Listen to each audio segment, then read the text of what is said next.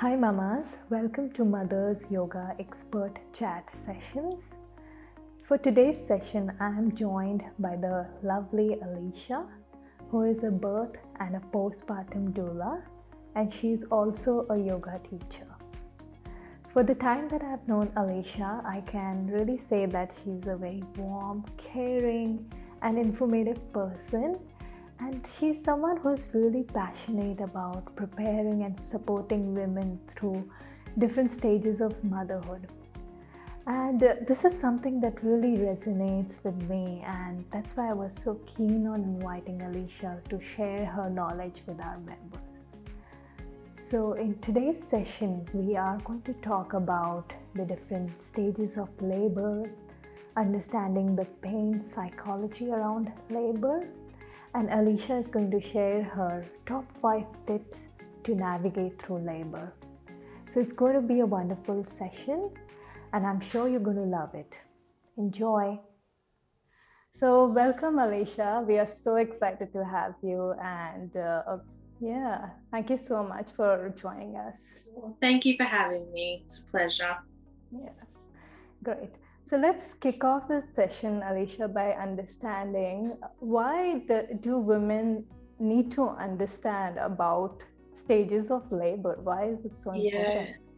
I think it's a really important thing that we're aware of what's happening to our bodies in pregnancy, birth, and postpartum as well, because I talk about it a lot with just family and friends, but we prepare for things in our lives like buying a car or a house or whatever it might be that, we do so much research. And then when it comes to something that's so intimate to our bodies and is like probably one of the biggest life events you're going to ever go through, a lot of the time we just say, oh yeah, the experts know best, and whatever will be. And that, I think, then stems a lot of fear from that, because you're not aware of what you're going into. And I think that preparation and being able to understand the whole process of labor and birth, that is like, it's invaluable knowing that, I think personally. Yeah, absolutely. I couldn't agree more to that. And I have seen like both the stages, like in my first pregnancy, being that, covering your head and being like, I don't want to know anything about that. And versus the second one, wherein I was so prepared, I knew what to expect. And knowing what to expect is so good, because you can prepare for it. And like you said, the fear just drops down when you know what should I expect, and then you can tackle it. So that's so important and so good for any women entering that space. Yeah, definitely. Yeah. So Alicia, we would like you to share with us just what are the different stages of labor, because often when somebody tells about labor, and that was me even. I thought, okay, labor, pain, and end result, baby. That's it. Like that was the point, the starting point and the end point. That's what I knew. But what happens and what leads to it, I probably did not know so much about it in my first pregnancy. So I really want our members to know what are the different stages of labor, and so that they know what's coming one after a stage to the next stage. So of course.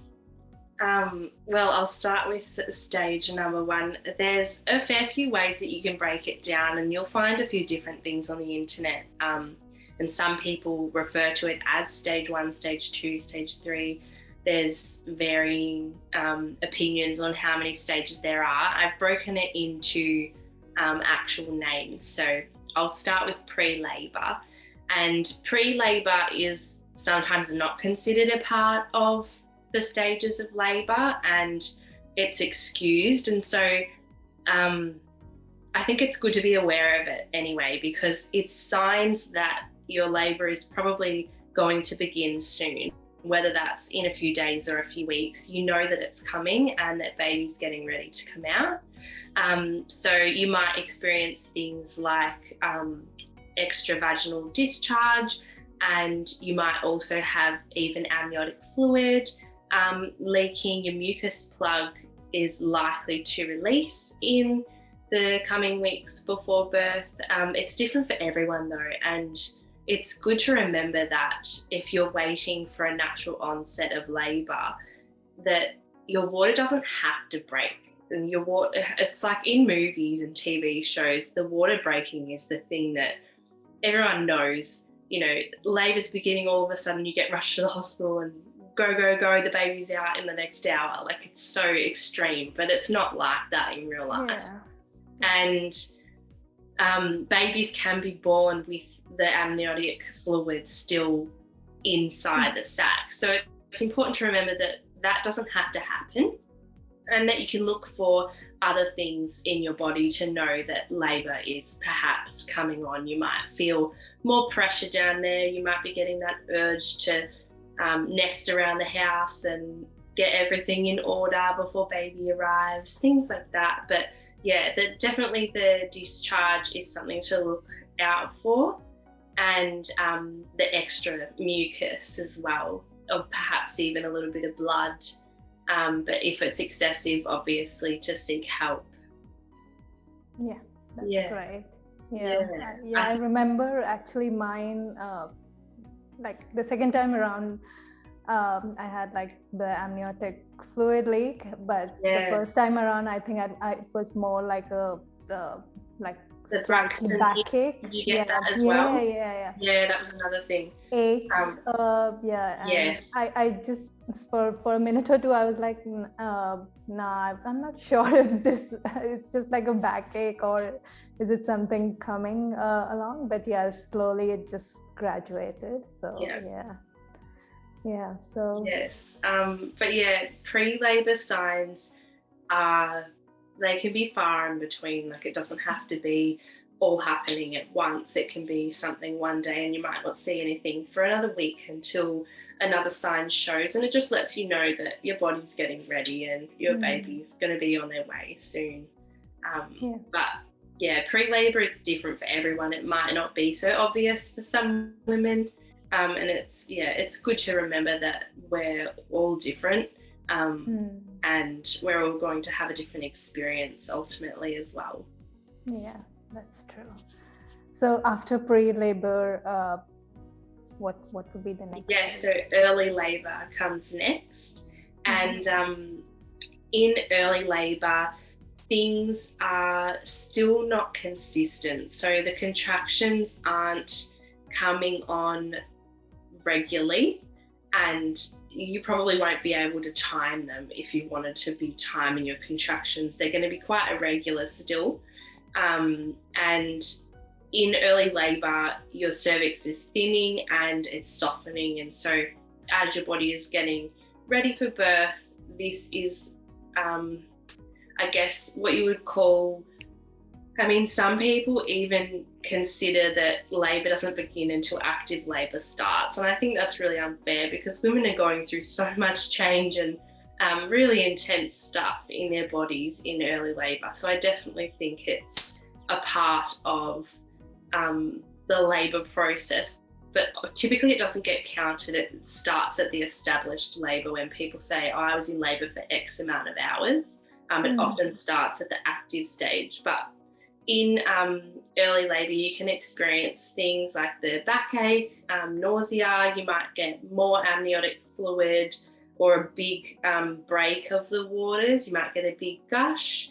But yeah, it's really important to just make the most of moving in this stage as well, and staying mobile and getting rest if you can, because obviously it's a huge marathon birth. But I think things like curb walking, so having one foot up on the curb and one foot down on the road, and doing that walk that changes the dynamics in the pelvis, can really help get things moving along in early labour.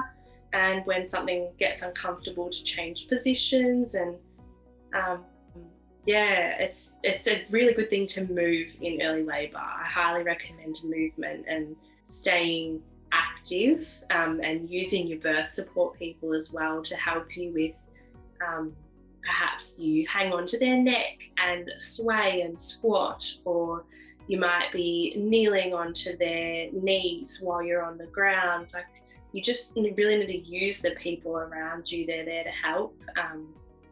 And yeah, see if there's anything else in my notes that I've written. And another thing that's really important as well is making sure that you regularly go to the toilet and wee, because your bladder can get in the way in birth. So in this stage, just constantly taking pee breaks and drinking a lot of fluid and making sure that you're hydrated, breathing through it, and just remembering that you can do this, and so many women before you have done it as well. Yeah. Trust your body. Yeah, that's so good. So, after early labor, we move into active labor. Is that so correct? active labour or established labour, it can be often called both. But that's generally where the 3 and 10 rule comes in. So 3 contractions within about 10 minutes is when you know that established labour has begun, and the contractions are getting stronger, they're getting longer, and they're getting more intense, like really quite amping it up now. So you'll notice the difference when it gets to this stage and it becomes really regular. And the cervix again is dilating more and softening more and opening more as baby navigates through their birth passage. And it's really important in this stage to get out of the thinking brain and into that primal brain. So making sure that your birth team isn't asking you too many questions and trying to have a conversation with you. You really want to drop into your breath and into feeling into the body rather than thinking. The thinking mind is a real enemy in established labour for sure. So established labour takes you from around about 6 centimetres. It does differ with everyone's description. Like, you'll probably find a million different descriptions online, but it is around that 6, give or take, and up until the birth and the transition, where you can often have a woman saying, I can't do this anymore. That's usually when you know that transition is happening and it's time to birth the baby. But if you have any questions about any previous stages, if I've not touched on something, let me know. Sure. No, I think you're spot on. And I remember in that active labor phase, my OB actually just told me that you'll know when you're in the active labor stage when you can't speak during your contractions. And that was so true. I was like me and my husband were chatting in between the rest phases. During contraction, I was like, do not disturb me. I want to be in that zone. Nobody comes and talks to me. And I actually had a midwife, and probably she was trying to just keep me engaged. But during contractions, I was truly not interested in answering any questions or asking any questions. So I can completely relate to it when you say that, that active contraction phase and going towards that transition phase. But a really good tip you can give your birth team as well is to phrase things in a different way. So rather than saying, do you feel like a drink of water, and asking the woman to then have to answer, you can phrase it in a way of, I'm going to put the water bottle in front of you, take a sip if you want it, otherwise just let it be. I can put a lolly on your tongue if you want it. If you don't want it, like, don't open your mouth. It's simple things like, so that she doesn't have to really think too much or bring in her vocals. And if you just let your birth team know that beforehand, to phrase the way that they say things differently, so you don't have to come out of that state so much, that can really help as well. Yeah. And mostly you wouldn't want to be disturbed when you are probably trying some tools from your labor toolkit, probably swaying on your partner, swaying your hips, or squeezing a stress ball or things like that, or breathing. You don't want someone to break that flow. So yeah, that's quite important, and quite a good point there, communicating with your birth team and just I think knowing them beforehand, even your support person and things like that can make a huge difference on how comfortable you are in that space. So if you can know your birth team beforehand and you can have continuity of care, it's so invaluable. Yeah, absolutely. Unfortunately, though, it's not available to everyone, but I hope that that's shifting. Yeah, absolutely, it is shifting. I think there is so much of conversation and awareness now. So slowly and steadily, I think it is shifting. Yeah. So after active, is it? Can you tell us a little bit about? Born. Sorry. So this is when the cervix is typically 10 centimeters and the baby is ready to be born. And it's important to remember that your baby navigates your entire birth canal. So a lot of people don't realize, but your baby, they just know, it's innate, and they know what they're doing, and they actually turn their body.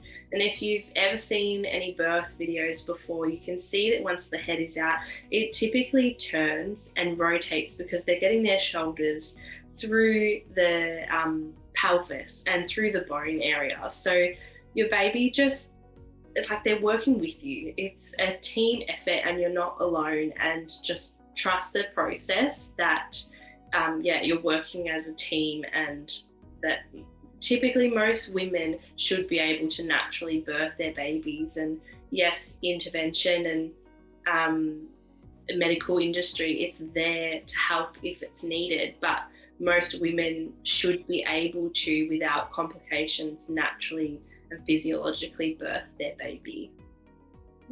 Yeah. So the second stage is actually birth of the baby, Alicia? And what happens in the third stage, like once the baby is out? After baby has been born is the placenta. So it's the last one I've gotten written here.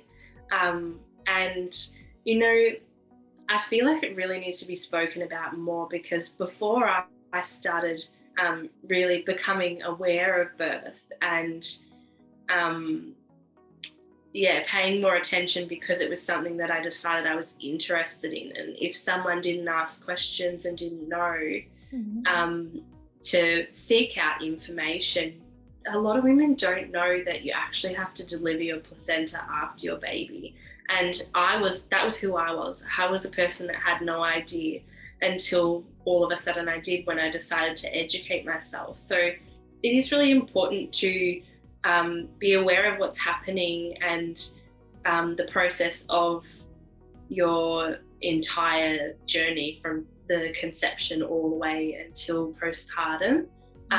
So the placenta, it attaches to the wall of the uterus, and after the baby's born, it detaches and descends down. And usually it's a lot easier to birth the placenta because it kind of just maneuvers and flops its way out. It's a bit more floppy than the baby. No bone structure to have to go through.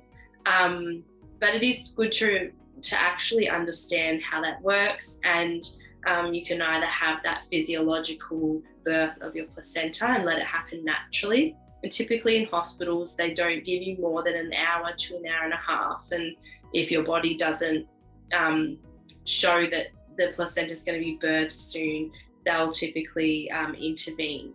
But most people in hospitals will have active management where they inject the syntocinon to bring on the contractions again to get the placenta out quicker. And this is to do with issues with hemorrhage and retained placenta, and that they believe that it's just safest to get it out and get it done with. I don't know if you have any questions, if you want me to elaborate on anything specific. No, everything is all good. Just sometimes people don't know exactly what a placenta is. So if you could just tell us very briefly, what is a placenta and what is that? So the placenta is the life force that grows and gives life and oxygen and everything to your baby through the umbilical cord. So they're connected. I don't know the exact week that the placenta starts forming, but you could look it up. And this also works as feeding and extracting waste as well. So it's the oxygen and the feeding and the waste removal. It's an amazing organ that it has a short lifespan, and some people decide to consume the placenta after birth, whether that's encapsulation, which is getting it dried and turned into little vitamins. Some people put it in smoothies, some people freeze it and decide to plant it later with a tree of some sort, so that then that's their child's birth tree or birth plant or whatever it might be. But there's a lot of things you can do with a placenta, and I think it's really good to actually look at it as well, because you often get the option, if you birth in a hospital especially, they'll ask if you want to see or keep your placenta. And I think that it's really worth looking at. Your body made that. That's incredible. It's just made this organ that's given life to your baby. It's just so amazing. Yeah, absolutely. And I've just seen a few photos, and it's such a beautiful organ that nourishes and passes nutrients to your baby, and it's so wonderful. And that just makes me feel that our bodies are so amazing, that to grow the life, to have everything so well programmed in the body to take care of the baby and everything. So it's just no less than a miracle. Yeah, definitely. Yeah, absolutely. So Alicia, that understanding the stages of labor, we covered it so beautifully. Now, it was all right. I'm a bit tired this evening, so I hope I haven't missed anything too important. No, absolutely not. I think you were spot on.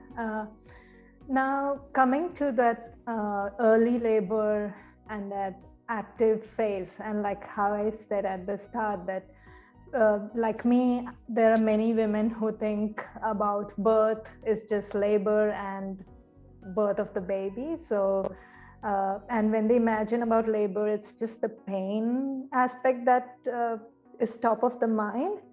So if we could just chat a little bit about this pain aspect, what is this pain and why everybody fears it so much, and understanding a little bit about that pain, what's happening.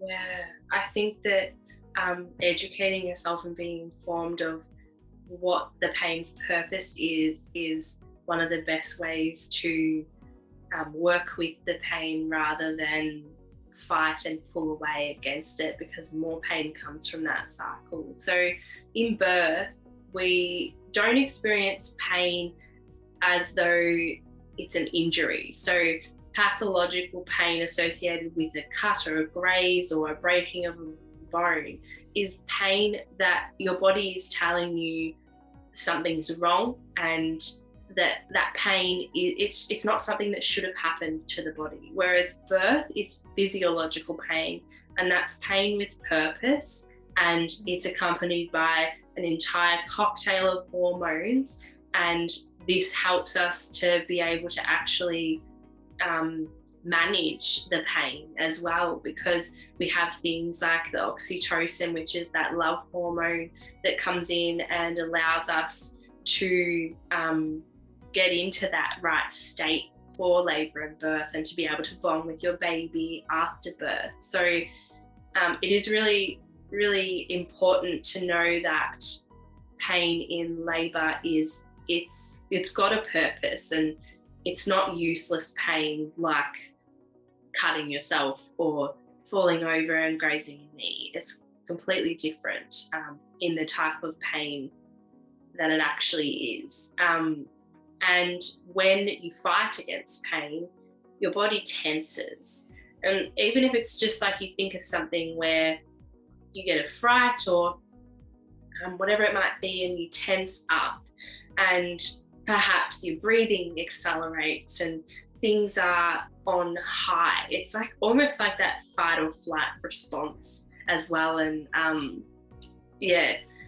the body's response to something stressful and painful is to tense up. And when you tense up, your body is likely to feel more pain. So in birth especially, we're wanting to open down in that pelvic region. We're wanting to soften and open. And your pelvic region is connected to your jaw. So when you soften and relax through your jaw, everything down there is going to be open and soft and relaxed as well, all of the muscles. And when you tense and when you clench your jaw, that's when everything tightens up more and labor can't progress and your body can't naturally do its thing, and you're not surrendering and trusting the process of birth, and you're going to experience more pain, and then more pain is going to make you clench and hold on tighter, and it's just a cycle on repeat. So as soon as you remember that that pain is there for a reason, and when you let go and surrender and accept it and surrender into the process of birth and your body relaxes, I feel that's where the magic happens. And it can really be the most incredible experience of your life, but it does take preparation and understanding your body and understanding the whole process. Hopefully that answers your question. Yeah, absolutely. And that just took me to my own journey when I was laboring, and just closing my eyes and visualizing that space in the abdomen, and just feeling like with each contraction, my abdominal muscles or uterine muscles are working, and my baby is like just coming down, and that visualization just helped me to understand. And rather than focusing, oh, this is hurting and it's painful, like just being in that zone, breathing and knowing that like you said, that understanding that it's happening for a purpose, and it's not a pain, like it's not that pain where your body is signaling something is wrong, but it's a pain that's good, and that your body is working, you're soon going to be meeting your baby. So and I think that perspective really helped a lot. And even for our members, that's a good tip that we got from Alicia, and I would highly recommend that. In that labor space, just having this knowledge along with a positive perspective can make things easier. And the more you resist, the more you fall into that cycle, and things will stall, or they will not be in favor of your body and your baby. So absolutely. The fear, tension, pain cycle, I'm pretty sure that's the three in it. So when you've got the fear, you tense up and there's more pain, and more pain, you get scared, so there's more fear, and so it's that loop. So when you break that loop, anything is possible, honestly. Exactly. And that's again where your support person can play such a wonderful role, isn't it, Alicia? Like if he or she is feeling that you're tensing up and scared, like just like massage or ask you to breathe in and out. That's so important, isn't it, Alicia? And I'm sure you have witnessed so many births, and you do that day in, day out. So just talking from my own experience, that having a support person just helps, because they can witness from the outside, looking at your expressions, whether you are tensing or you are surrendering. So, definitely. So that was amazing, Alicia. Now coming to the part where you share your top 5 tips for our members, and I'm sure you've witnessed a lot of births and you know what works, what doesn't work, and things like that. So I'm sure there are so many tools for a labor toolkit, but what would be your top 5 tips for anyone who wants to navigate through their labor? So tip number 1, which I feel is, I definitely think this is the most important one, is breathing. And I think it's really underestimated. But like I was talking about before with your jaw and your pelvic floor being connected, when you use breath techniques to soften through the jaw and relax the body, that is a huge thing for pain management. Being able to, again, make sure that you're not tensing up all the muscles in the body and working against your labour, but rather working with it and riding the wave. So a couple of breath techniques that are my favourite are the horse's breath. So that's this one. So that's just softening through the jaw, soft, wide lips, and really beneficial to just relax everything. And then the other one that I love is making M or low moaning sounds on an exhale. So you want that really nice deep tone. When you get up into those high octaves, that's where the panic and the pain and the stress come in. So you can notice it especially in movies as well, where the woman is like breathing fast and short and making high noises like that, like shocked. Where is your body supposed to relax into birth with that type of breathing? So it's taking perhaps 4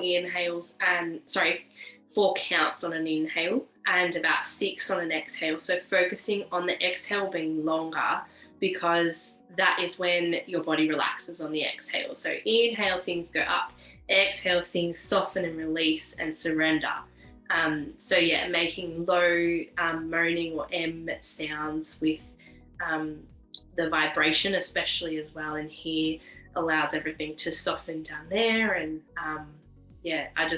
I really think that breath is underestimated as a tool to cope with pain in labour. That's so true, and it is actually a very powerful tool. And that's why in our membership, whenever we practice our yoga poses and when we are holding it, we always work with the breath to just help you ride the wave of that pose, just like you would ride the wave. Absolutely. Because breathing yoga is one of the best things you can do to prepare for birth. Like there's so many tools in the way that you practice a yoga pose and work with pain management in yoga and breathing. So it's one of the best things you can do to prepare. Yeah, that's true. So that was your tip number 1, Alicia. Yeah. So the others, I wouldn't say they're in any specific order. But breathing, I do think, is that number 1, because if all else fails, just go to the breath, I think.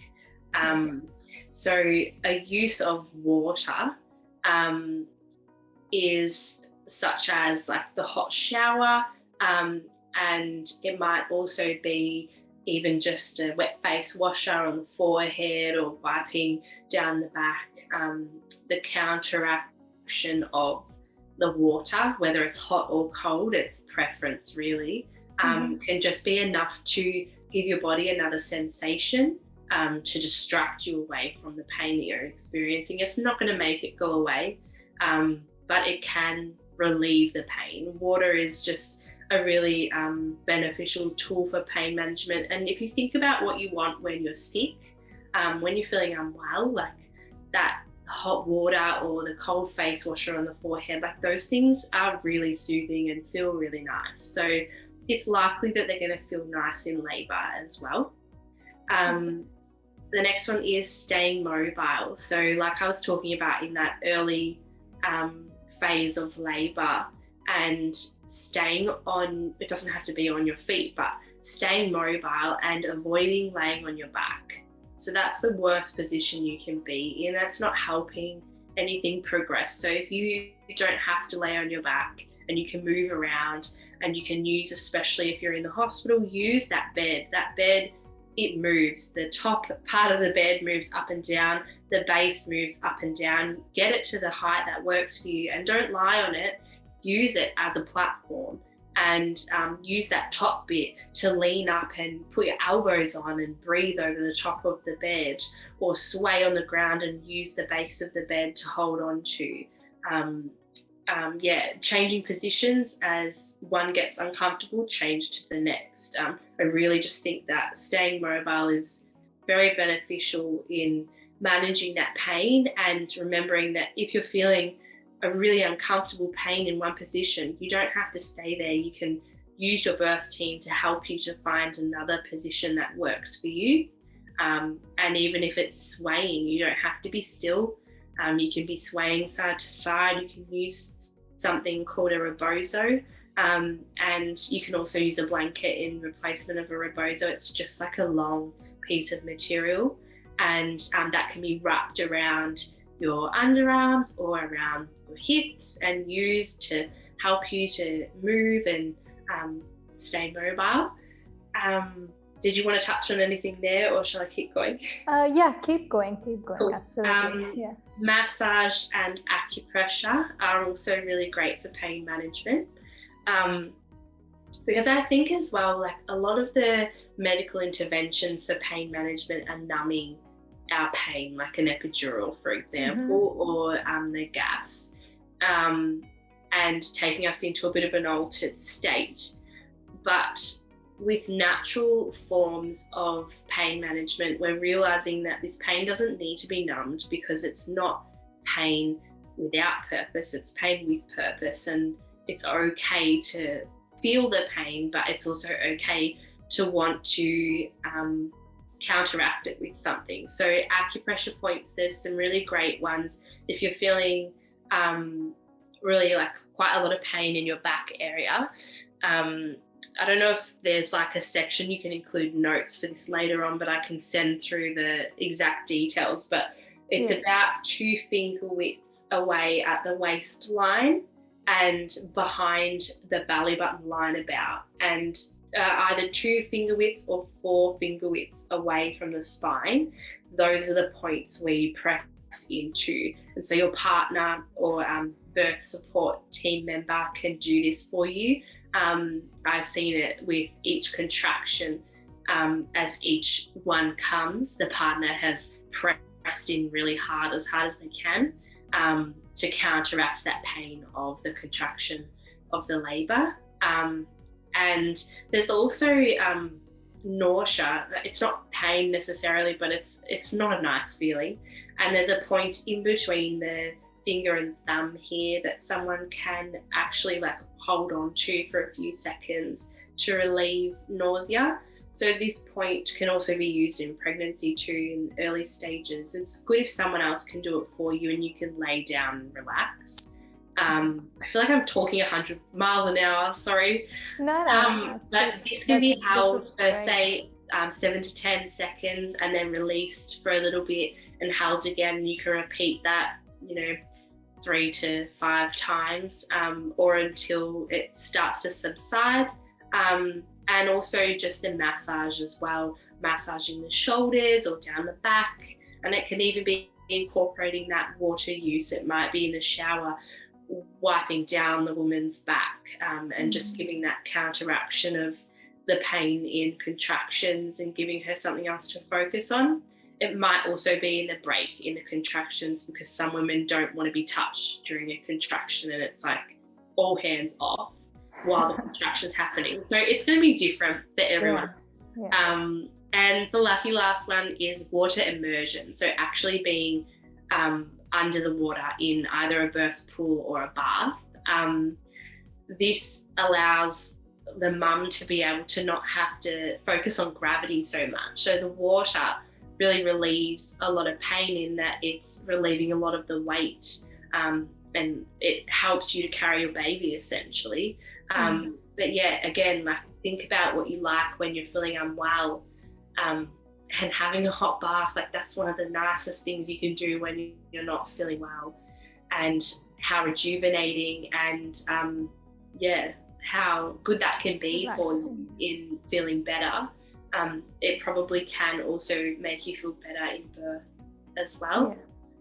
And some women choose to birth their baby in water as well, or you can just use it as a tool to get through labour and come out when it's time to birth your baby. But yeah, everyone is different, and everyone's going to have preferences to what they prefer with managing pain and with all sorts of things. But it's trial and error, and knowing what you can do is so helpful then when you get to it and you have a toolkit, you know, like you have things that you can draw on. And if your partner is aware of them too, and they notice that you're in pain and that you're tensing up and that there's so much fear, they can say, oh, how about we do a few rounds of breath together, or would you like to try a hot shower? Or there's tools then that you can draw on, and it's not just going straight to numbing the pain and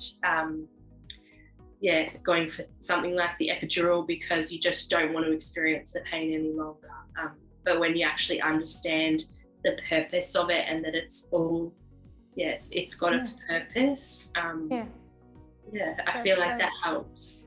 Really? Sorry, I feel like I've just gone on such a ramble. Oh, no, not at all. I think all the points that you mentioned were so important. And I just wished that, somebody had sat with me and given me so much knowledge when I was pregnant the first time. So this is absolute gold, Alicia. And just to summarize, we covered why do women need to know about the different stages of labor, and we touched upon the various stages of labor. We tried to understand physiological birth and just understand why we fear birth. So when we know what's happening in your birth, the fear really drops down. So working with a purpose and understanding your body is so important. And Alicia gave us the top 5 tips, which were like absolute gold.